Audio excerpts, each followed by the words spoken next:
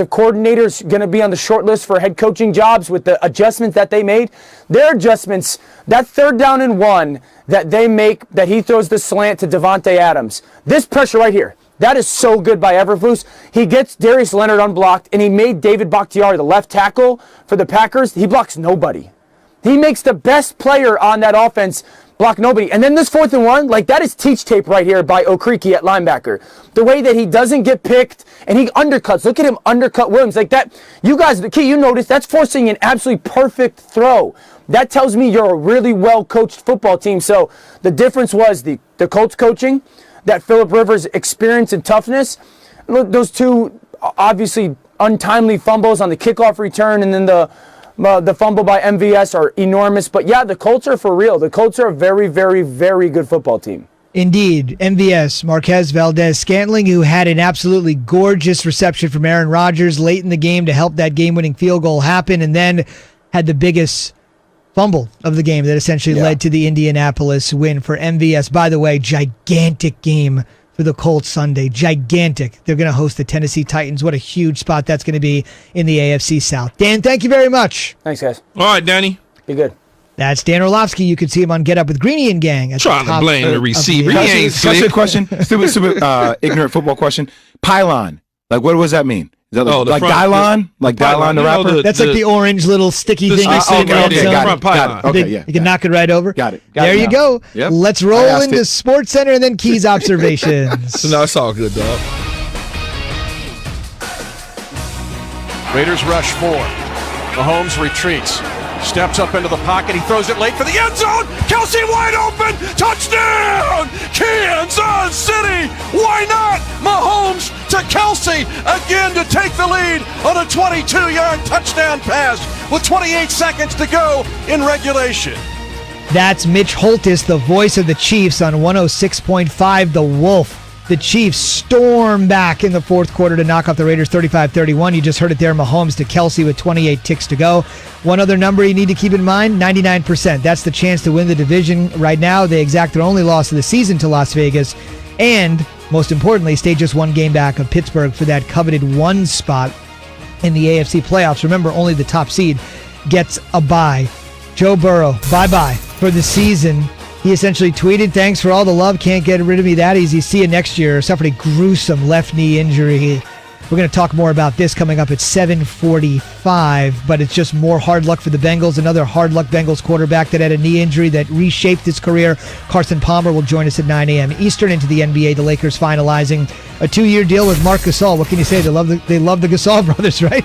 They've also added Dennis Schroeder, Montrezl Harrell, and Wesley Matthews this offseason. The Lakers have parted ways with Rajon Rondo, Dwight Howard, and Danny Green. And SportsCenter is brought to you by Goodyear. Whether you're on the field, on the edge of your seat, Goodyear wants you to embrace the unexpected. Every upset, touchdown, fourth quarter comeback, let it move you. No matter what the season throws your way, Goodyear is here to help drive you forward. Goodyear, more driven. For those of you that were watching Korean baseball on ESPN2, or for those of you that weren't, welcome inside. Keyshawn, Jake, Will, and Zubin here. We're on ESPN2, ESPN News, ESPN Radio, the ESPN app. There's no excuse not to find us. It's time for Key Observations, brought to you by Geico. Ooh. Whether you rent or own, Geico makes it easy to bundle home and car insurance. Go to geico.com today. Let's get going. Falcons at Saints.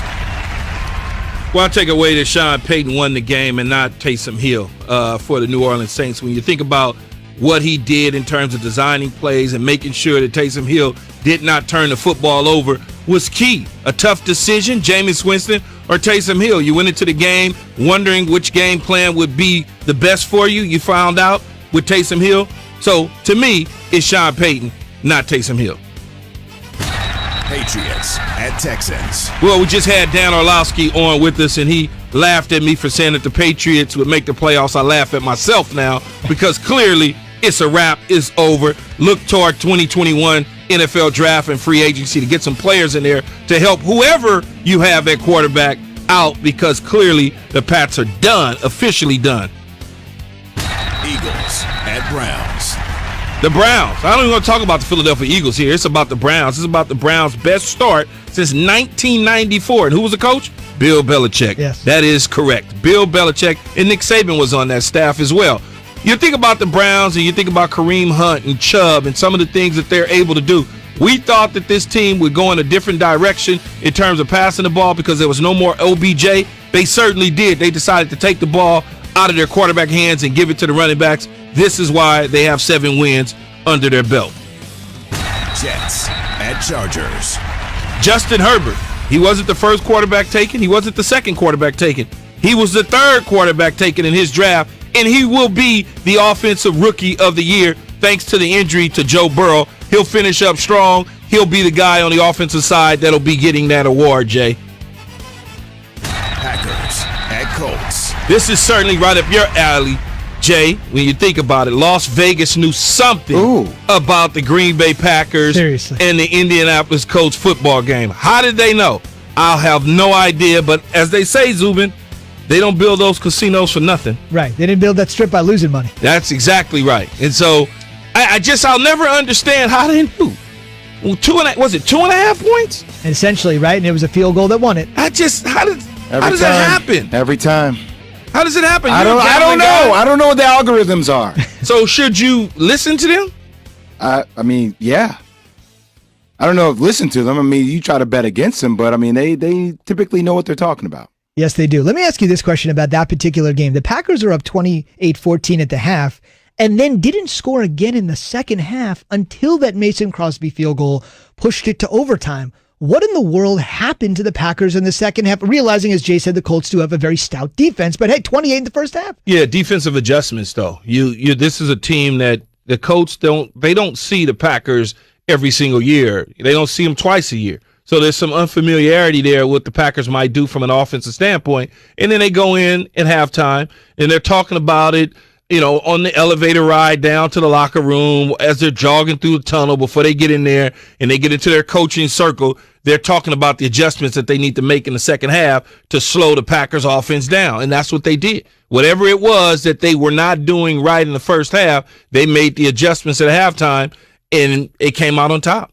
It just feels like when you watch the Packers play that there's this offense waiting to explode, Key, and for that not to happen in the second half, like it makes you, I guess, have a little bit of a question about, all right, what happens to that offense when it gets met by a really good defense? Well, it's the halftime adjustments. That's why you go in at halftime and good coaches make halftime adjustments. They say, okay, if we're not dropping over here, this is why they're hitting us. If we're not dropping over there, this is why it's hitting us. If we're staying in this coverage, this is what happens. And so they make those adjustments to try to now it's a chess game. It's now all of a sudden they're playing with it. And they go back out second half and everything that went wrong for them in the first half goes right in the second half because they now realize, okay, when they line up in this formation, this is what they're going to do. And it takes, sometimes you think because you see it on film that you would get it. But it takes live bullets in games to finally get it. You go into the second half, you come out, and your defense shuts them down. Can I tell you about the only observation you missed in your keys list? Yeah.